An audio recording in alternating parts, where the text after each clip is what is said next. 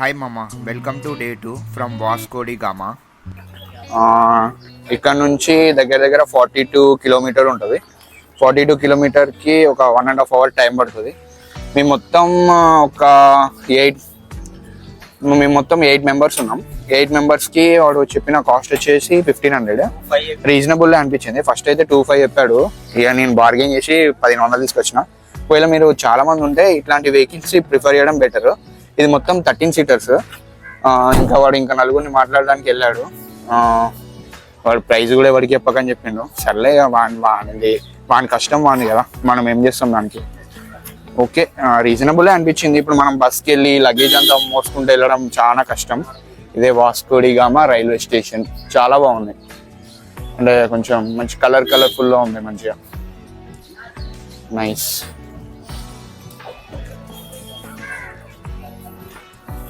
మన వాళ్ళు ఇప్పుడు టీ తాగుదాం అనుకుంటారు.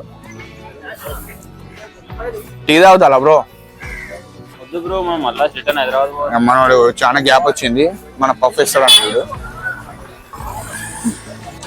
రైల్వే స్టేషన్ ముందే టీ ట్రై చేస్తున్నాం. చూడాలి ఎంత బాగుంటుందా ఎట్లుంటుంది బ్రో. మీ ఎక్స్పీరియన్స్ ఏంది బ్రో? టీ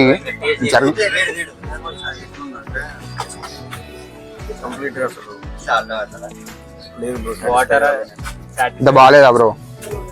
అవునా? ఇక అంతే, ఇక గోవా నార్త్ కదా, ఇక అంతే ఉంటుంది. ఇంకా ఏం చేస్తాం, ఇక అడ్జస్ట్ చేసుకుని తాగాలి అంతే. అక్కడ 4 మెంబర్స్ లేడని మామ ఇది మనకి వెహికల్ ప్రొవైడ్ చేశారు మామ. మేము ఉన్నది 8 మెంబర్స్. కొంచెం అడ్జస్ట్ అయిపోతాను. 100 తక్కువ చేసిండు, 1400 చెప్పిండు. అది కూడా కొంచెం ఇబ్బంది, కానీ ఇక అడ్జస్ట్మెంట్ చేసుకోవాలి. ఇంకేమున్నది, మనం డైరెక్ట్ వెళ్తున్నాం కదా, సో ఈ క్యాబ్ లో వెళ్తున్నాం. వెహికల్ బాగానే ఉంది మామ, పర్లేదు. ఎర్టిగా వెహికల్ ఇది.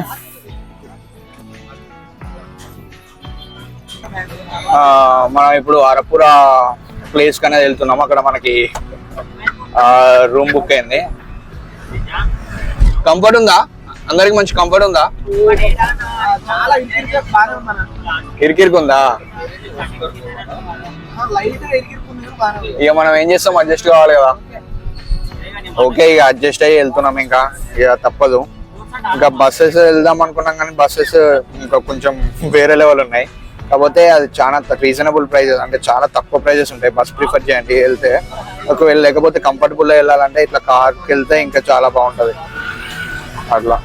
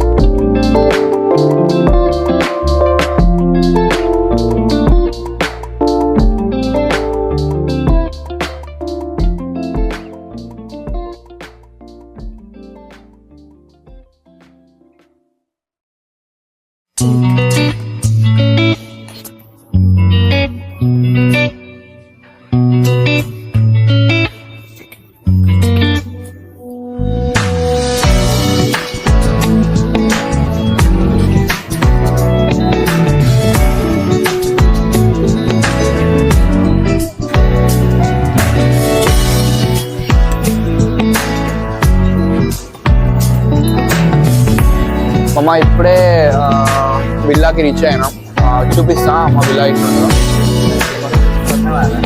ఎట్లా అనిపిస్తుందిరా ఎక్స్పీరియన్స్? క్యాబ్ ఎక్స్పీరియన్స్ ఎట్లుందిరా? క్యాబ్ ఎక్స్పీరియన్స్ ఎట్లుంది? అరే బ్లాగ్ తీయాలి కదరా. కానీ అడ్జస్ట్మెంట్ చేసుకొని రావాలి, లేకపోతే ఎట్లా మరి డబ్బులు రావాలి. ఉండబోయే ఆస్ట్రేలియా మోరియా ఇదేమా బాగుంది చూడడానికి. బయట చూద్దాం లోపల ఎట్లా బాగుంది.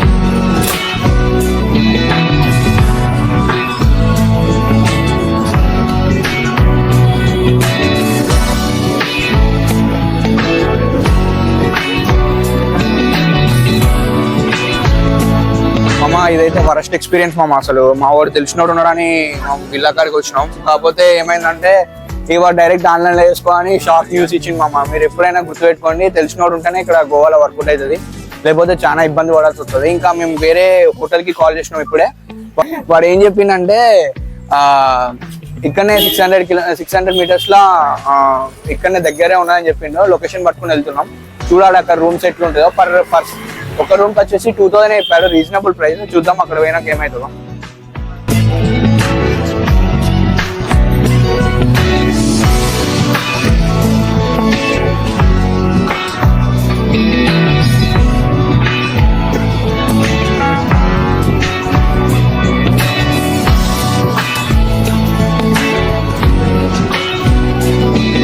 లక్ష్మీనారాయణ టెంపుల్ చాలా బాగుంది అసలు. దీనికి సపరేట్ బ్లాగ్ చేద్దాం అనుకుంటున్నా, కానీ చూద్దాం. ఒకవేళ పాసిబుల్ అయితే నేను సపరేట్ బ్లాగ్ దీని గురించి, దీని చరిత్ర మొత్తం ఎక్స్ప్లెయిన్ చేస్తాను, సరేనా?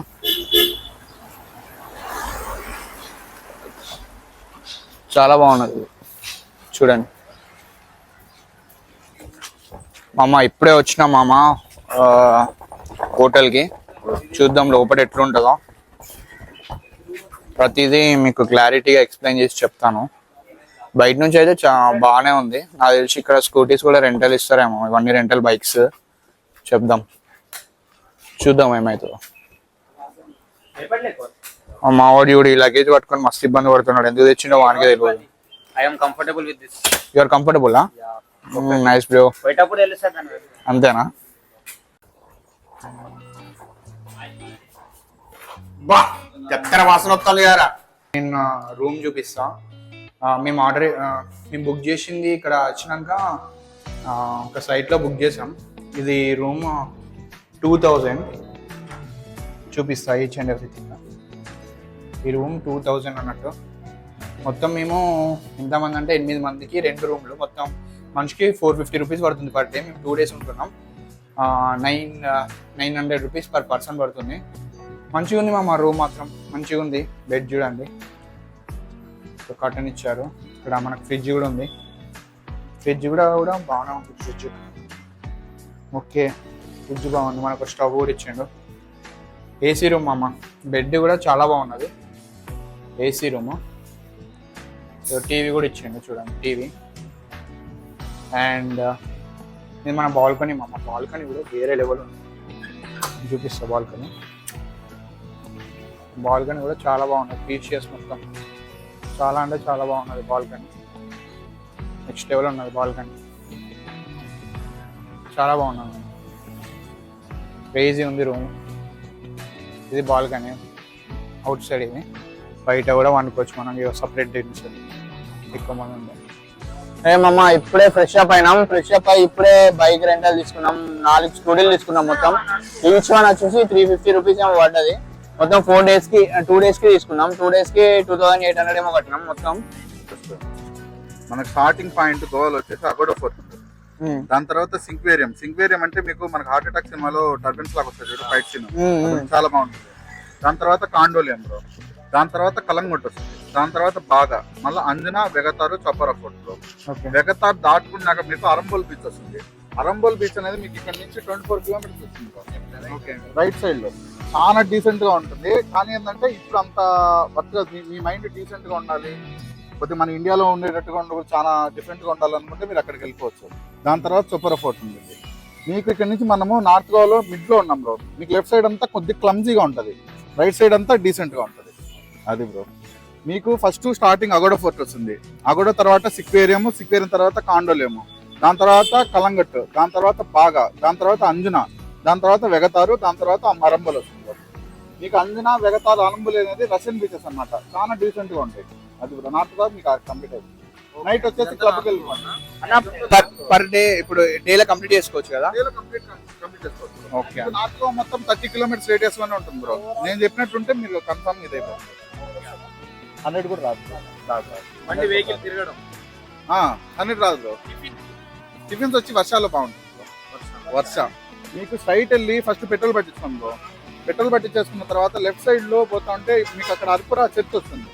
చర్చ్ పక్కన చర్చ్ని చూసారు కదా, చర్చ్ పక్కనే మీకు ఒకటి గణేష్ టెంపుల్ ఉంటుంది. గణేష్ టెంపుల్ పక్కన బ్లూ కలర్ బోర్డ్ తో వర్ష అనే రెస్టారెంట్ ఉంది బ్రో.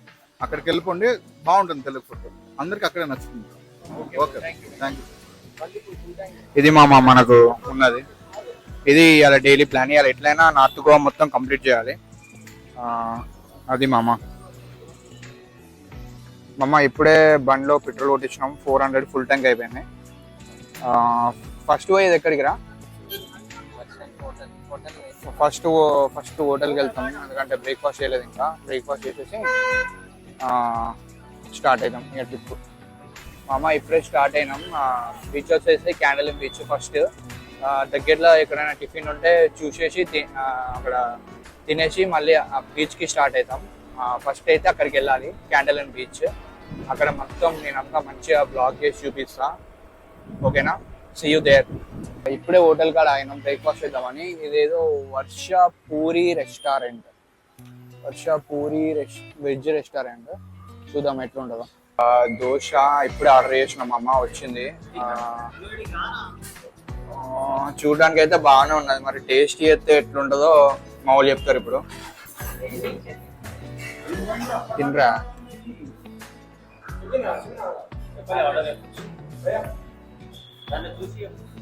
ఎట్లుంది బ్రో? బాలే అస్సలు.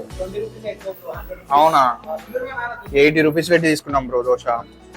బాగాలేదా? బాగాలేదట మమ్మ.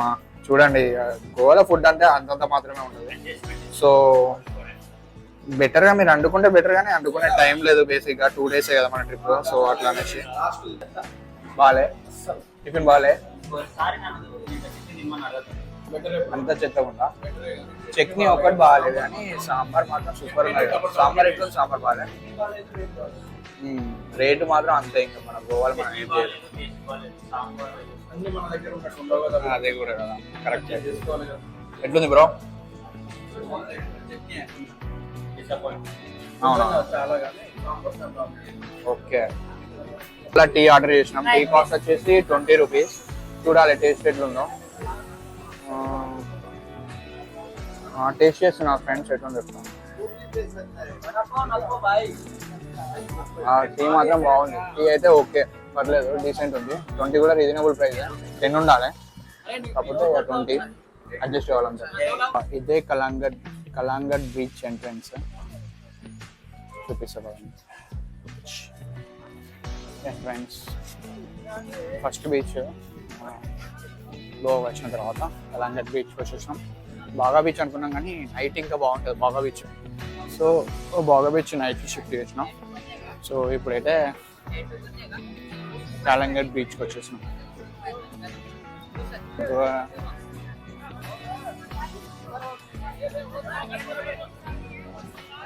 ఇప్పుడే కాలింగం బీచ్కి వచ్చేసినాం. ఇదే మెయిన్ ఎంట్రన్స్.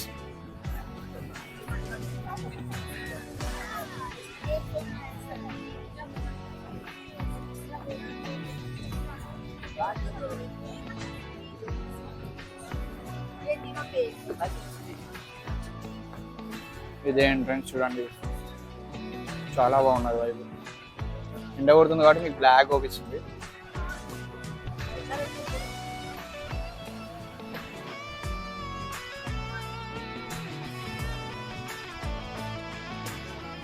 అంత బీచ్ వైపు చాలా స్టాల్స్ ఉన్నాయి ఇక్కడ.